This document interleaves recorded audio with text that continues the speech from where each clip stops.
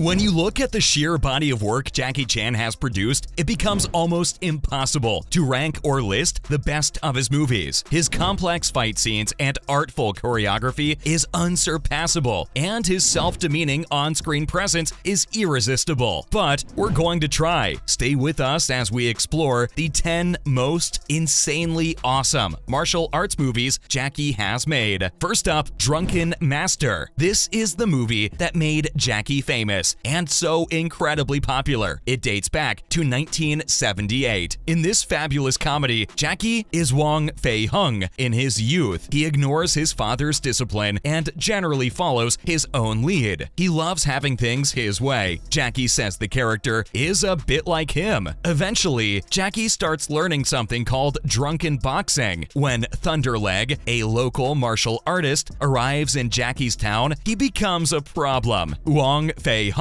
is dispatched to go and try his new drunken boxing style on the guru. And as you can imagine, nothing can go wrong.